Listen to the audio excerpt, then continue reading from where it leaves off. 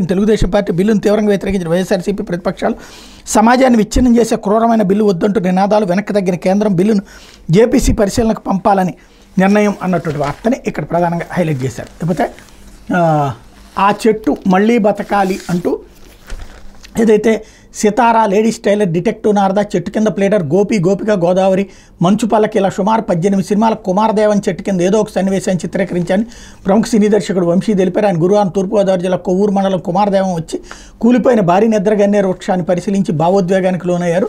స్థానికులతో మాట్లాడుతూ తనకు చెట్టుకున్న అనుబంధాన్ని నెమరవేసుకున్నారు. తాను చిన్నప్పుడు పట్టిసీమ వెళ్తూ ఈ చెట్టును చూసినట్టు తెలిపారు. తాను దర్శకత్వం వహించే ప్రతి చిత్రంలోనూ గోదావరి సీన్ ఖచ్చితంగా ఉంటుందని, సుమారు 18 సినిమాల్లో ఈ కుమారదేవన్ చెట్టు ఉందని వెల్లడించారు. తాను రాసిన గోకులంలో రాధ నవల్లో ప్రధానంగా ఈ చెట్టు గురించే ఉంటుందని చెప్పారు. ఈ చెట్టు మళ్ళీ బతకాలన్నారు. చెట్టు బతికితే తాను మళ్ళీ ఇక్కడ సినిమా తీస్తానని చెప్పారు. చెట్టు పడిపోయిన విషయం తెలిసి వేలాది మంది నుంచి తనకు వేలాది మెసేజ్లు వచ్చాయని, తన తల్లి చనిపోయినప్పుడు కూడా ఇన్ని మెసేజ్లు రాలేదన్నారు.